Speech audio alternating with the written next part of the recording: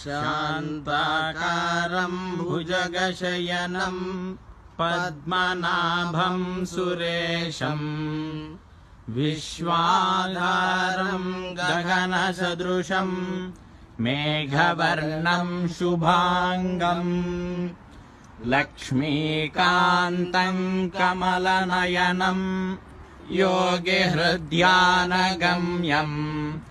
वन्दे विष्णुं भवभयहरं सर्वलोकैकनाथम्।